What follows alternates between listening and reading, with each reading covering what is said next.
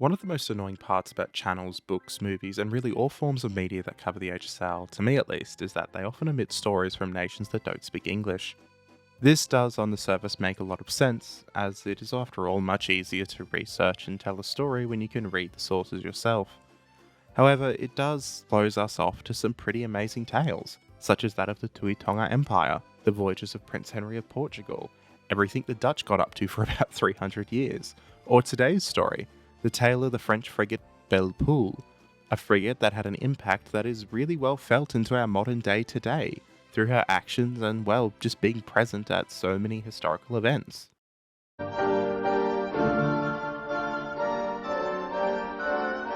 Now, the confusing thing about just flatly stating that I'm talking about the Belle Poule is that there is more than one. Specifically, there are 4 Belle Poules, 6 if you count 2 of them, which end up in a bit of another pickle, but we'll get into that later. To avoid any confusion, we are talking about the Belle Poule of 1766. This Belle Poule was laid down in March 1765 at the Bordeaux shipyard, and was launched on the 18th of November 1766. She was a dated news class frigate, measuring 43 metres long, 11.2 metres wide, with a draft of 4.9 metres. The Belle Poule was, for the 1760s, a very well-armed frigate, sporting 26 12-pounder guns, 4 6-pounder guns, crewed by 8 officers, and 260 men. The Belle Poule joined a French navy that was at its absolute height of power, a formidable force that is often underlooked historically because of the rise of the Royal Navy, but for the time the French Navy was not at all toothless. Following her commissioning in 1767, the frigate was ordered to the West Indies for 2 tours, where she proved to have impeccable sailing qualities, and it was due to these qualities that the Belle Poule was selected to act as a testbed for copper sheathing for anti-fouling tests. Copper sheathing, as we well now know, proved effective at stunting marine growth. This led to its widespread adoption across almost all Western ship designs, particularly in France, who's, used the Belle Poule as their testbed. Now refitted, the Belle Poule set off to the east on hydrographic missions from 1772 to 1776. On this mission, though, interestingly, she carried a young explorer by the name of La Perouse, a man who would one day become a key part of nautical history, and of Australian history in particular, when he disappeared in the South Pacific a few years later. His disappearance in itself sparking missions to rescue him, and it is alleged that the last words of Louis XVI were in question of if there was any news about La Perouse. One day, I may come back to his story. This voyage of the Belle Poule was vital in the rise of La Perouse, and in many ways it is heavily responsible for his being given command of that doomed expedition. On the 12th of December 1776, with war underway in North America and tensions rising between France and Britain, the frigate left India and arrived in Brest a few months later, in 1777. Now it should be said that France was not at war just yet with the British Empire, but war was pretty obviously coming, since several incidents had occurred already, and these mostly consisted of British ships shadowing or chasing French vessels. In some cases they even intercepted them in ways far too close for comfort. This kind of tactic actually affected the Belle Poule, and she was chased by a ship of the line in April 1777, almost as a hint of what was to come.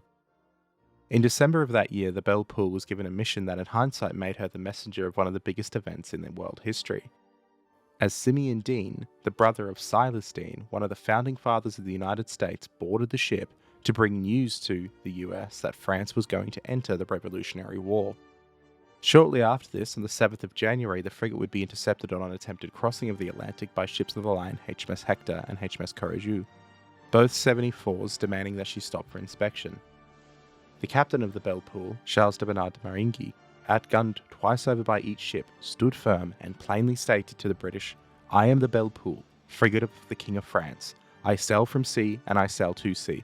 Vessels of the King, my master, never allow inspections." The sheer guts of Captain de Maringui, something you can imagine Jack Aubrey saying, called the British captain's bluff. They would apologise and allow the ship to pass, although bad weather, leading to 30 days being stuck at sea unable to cross, would ultimately prevent her voyage from taking place. In June of 1778, things would heat up as a major British fleet was dispatched to monitor the French naval base at Brest in Brittany.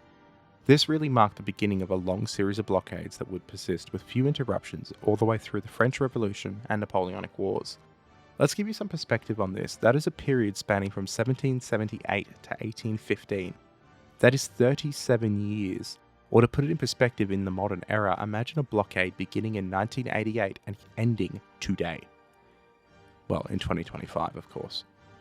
The reasoning behind why the British did this was pretty simple. If the French Mediterranean and Atlantic fleets ever met, then they would have parity in the English Channel, and England would be at risk of invasion. While much has been made of the Royal Navy's dominance during the Napoleonic Wars, this was heavily impacted by the Revolution, which in itself gutted the French nobility and officer corps, in what has sometimes been described as a Stalinist-style purge. Without that officer corps, the French Navy was in many ways a shell of its former self. In 1778, that officer corps was very much there though, and France was a major threat to the British, so if the fleets were to ever come together, well, that was no bueno. The British Admiral Augustus Keppel would actually be given the task of bottling up the French fleet, and to do this he was given command of 21 ships of the line and 3 frigates. This squadron was incredibly well equipped, and characteristically, as with all British admirals following the execution of Admiral Byng in 1757, Keppel was extremely aggressive in the pursuit of this mission. On June the 17th, a small French reconnaissance force composed of the frigates Belle Poule and Licorne, along with 2 smaller vessels, encountered Keppel's fleet north of Brest. Wishing to keep his squadron's position secret, Keppel ordered the French ships to be intercepted and captured. The British ships would set up on the Licorne after dark, attacking her with the HMS America of 64 guns and the HMS Milford of 28 guns.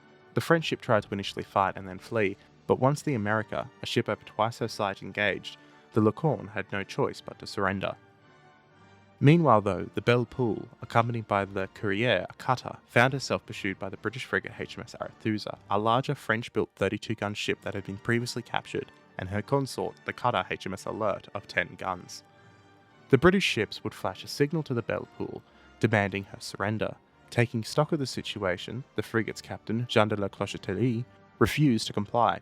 In response, the HMS Arethusa fired a warning shot across the bow of the French frigate.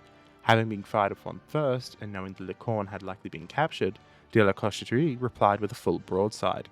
The Frenchman, though, knowing there were larger vessels nearby, was not attempting to beat the Arethusa in a duel. Rather, he wanted to get his ship away and escape. Belle Poule therefore would intensely fire, aiming her broadsides at the British masts, spars and sails. But this would end not with the Belle Poule getting away, but the ships becoming intertwined, locked in a one-on-one fight at extremely close range. A brutal 2-hour duel followed, and as time passed, the Belle Poule's gunnery proved superior, with HMS Arethusa suffering heavily. Arethusa's mainmast would be shot away, and the British ship would sustain damage to her sails, rendering her effectively immobile. After 2 hours had passed, a shift in the wind finally favoured the French and the Belle Poule. Despite being peppered and sporting a shredded set of sails, the ship was able to break away slowly and seek shelter in a small cove guarded by the cliffs of the French mainland. While the Belle Poule and the Arethusa dealt body blows to each other, HMS Alert and the Courrier engaged, and the Alert would go on to overpower the French vessel, sailing her to Keppel's flagship as a prize. The retreat of the Belle Poule into safety left the Arethusa alone and extremely exposed to both the elements and further French vessels that may put to sea. The British ship's rigging was in a complete state, and while the Belle Poule's was quite damaged, it was nothing compared to what the Belle Poule had done to the Arethusa. The British ship would therefore rig whatever canvas she could on temporary masts, and she would beat a retreat back towards friendly lines. In total, this action, now known to history as the action of the 17th of June 1778, cost the Belle Poule the lives of 30 men killed and 72 wounded, including de la Clocheterie himself. The Arethusa, meanwhile, came out of the engagement with 44 casualties out of our 198-man crew. It is highly likely that had the British ships not been nearby to assist her, she would have been taken by the Belle Poule, such was her rigging situation at the end of the engagement. The stand of the Belle Poule, while on the surface an inconclusive frigate duel, changed everything, because now France had its casus belli to assist the Americans. And well, we all know how that ended, and how vital Franco-Spanish support, in particular French naval support, was in the United States achieving its independence, and defeating the British on land. The Belle Poule's stand against a larger and more heavily armed ship became something almost legendary in the court of public opinion within France, but particularly within French high society. It also, in a way, led to something that kind of foreshadowed what was to come. King Louis XVI would personally promote de la Clocheterie from lieutenant to captain and receive him at court. Once he had recovered from his wounds, he would be given command of the 64-gun ship of the line Triton. A posting that Louis would quip signalled his betrayal of the Belle Poule. La Clocheterie would prove to be a very capable and competent commander of the Triton, which would lead to his command of the 64-gun Jason, and finally the 74-gun Hercule, where he would lose his life in command at the Battle of the Saints in 1782. Belle Poule, meanwhile, would be repaired and she would go to sea with a 64-gun Vengeur in September 1778, capturing 5 privateers before acting as a guard ship and convoy escort. Belle Poule's French story would come to an end, though, on the 14th of July 1780, when Captain Sir James Wallace, in command of the 64-gun HMS Nonsuch, set after 3 frigates spotted on the horizon during the burning of the frigate Laguerre. Nonsuch would pile on the sail and make for the French ships, overhauling one of them just after midnight, where after a hard-fought 2-hour action, the French vessel surrendered, identifying herself, after the surrender, as the Belle Poule. With her captain dead alongside 25 other men and 50 further wounded, the frigate had fought its absolute heart out against the larger British ship. Belle Poule's stand had allowed the Aimable and the Rossignol to escape, but at the cost of the frigate. The British would take the Belle Poule into service in February 1781, naming her HMS Belle Poule, and for the next 21 months she was under command of Philip Patton, with none other than William Bligh. Yes, that Bligh, the one of the Bounty and later the Rum Rebellion, serving as the sailing master of the frigate. The Belle Poule would have a relatively successful career under British colours, capturing a privateer and then taking part in the Battle of Dogger Bank in 1781, where she would take the flag of the Dutch ship of the line Holland just prior to its sinking. Belle Poule would later be put into ordinary in 1782 and broken up in 1801 after a career of 34 years under 2 separate flags. The name would stick though, and in 1802 France would actually launch a larger 40-gun fifth-rate frigate also called Belle Poule, that would in her 4 short years appear at the Battle of Poulo Ora that we have covered before on this channel, before herself being captured in 1806, where she would also serve as HMS Belle Poule. Hence the confusion, like I said. 4 Belle Poules in French service, 2 Belle Poules, which are 2 of the original Belle Poules, in British service. So just to avoid confusion, this is the first one that we've mostly been talking about. Another later Belle Poule would actually be laid down and launched in 1835, and this time it would be a 60-gun ship. Now this ship is particularly special, this later Belle Poule, because she would actually be the ship that brought the remains of the Emperor Napoleon Bonaparte back to France from St. Helena in 1840, being painted black for the occasion as a sign of mourning. As I said, if there was an event happening in history at this time period, a Belle Poule was usually pretty close by. Back with the original Belle Poule though, her fight with the Arethusa led to one of the most curious displays of ancien France. French ladies began wearing extravagant hairstyles called à la Belle Poule, featuring miniature ship models perched atop elaborate coiffures. Now, when I say French ladies, this is something that was explicitly done by the extremely wealthy, and it was very much an example of extreme excess. À la Belle Poule was achieved through a bit of a process. It featured an enormous pile of curled and powdered hair, stretched over a frame usually made from wood with horsehair, affixed to the top of a woman's head. The hair was then decorated with an elegant model of the ship, including sails, flags, naval ensigns, you name it. And this particular hairstyle actually belonged to a collection of extremely extravagant hairstyles that came into fashion at the tail end of the Ancien regime. The hairstyles became so large that hairstylists climbed ladders to finish them, doorways were heightened to accommodate them, and they were banned from the general seating areas of theatres because they blocked people's view of the stage. To give you an idea, women were also forced to stick their heads out of carriages or other windows or to sit doubled over because their hair was just too tall to fit inside of carriages and other small areas. In every way, it showed the excess that would ultimately lead to the guillotines and the rioting public, connecting the Belle Poule to yet another major historical event.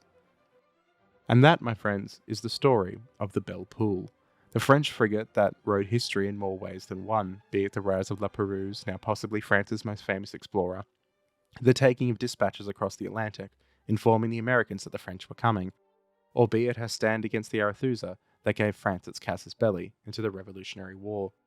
The Belle Poule was always there, and after she was captured, another Belle Poule seemed to always be there. Sadly today, though, the ship has largely been forgotten as events of the world overtook her.